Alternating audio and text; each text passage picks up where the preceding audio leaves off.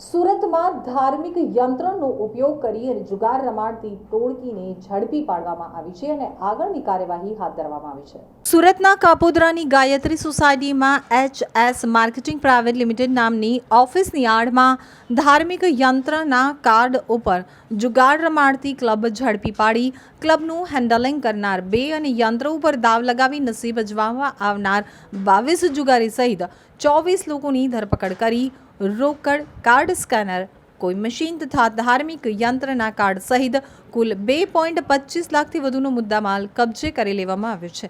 પ્રાથમિક પૂછપરછમાં યંત્ર ઉપર દાવ લગાવી જીતનારને 9 ગણા રૂપિયા આપવામાં આવતા હતા.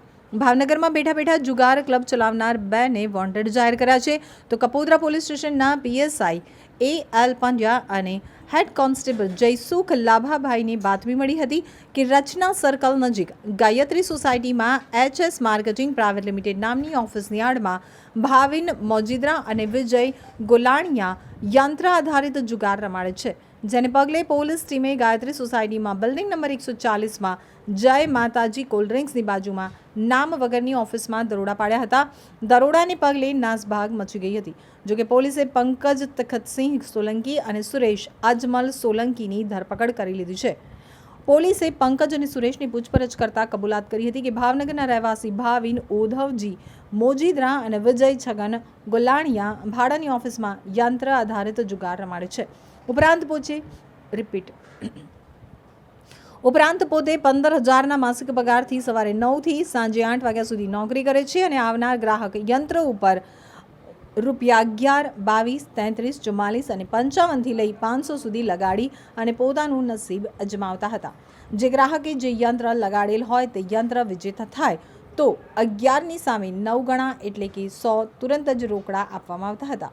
પોલીસે પંકજ અને સુરેશ સહિત 24ની જુગાર ધારા હેઠળ ધરપકડ કરી ઓફિસમાંથી રોકડા ₹80,552, યંત્રના મશીન, કમ્પ્યુટર, કાર્ડ, સ્કેનર, કોઈ મશીન, 21 નંગ મોબાઈલ ફોન, 47 નંગ અલગ અલગ ધાર્મિક યંત્રના કાર્ડ, 61 નંગ ચાંદી જેવી ધાતુના સિક્કા મળી કુલ 2.25 લાખથી વધુનો મુદ્દામાલ કબજે કરી લીધો હતો.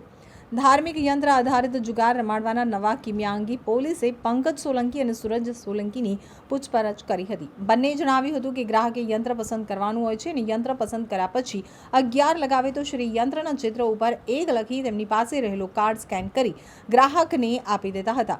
દર 5 મિનિટ પછી મશીનથી કોઈ એક યંત્ર સિલેક્ટ કરવામાં આવે છે. સિલેક્ટ થયેલા યંત્ર ઉપર નસીબ અજમાવનાર વિજેતા થાય છે અને તેને લગાવેલ રકમના 9 ગણા રોકડા રૂપિયા આપવામાં આવતા હતા. જ્યારે હારી જનાર પાસેથી યંત્ર પરત લઈ લેવામાં આવે છે અને ત્યારબાદ ફરીથી આ જ રીતે જુગાર રમાડતા હતા.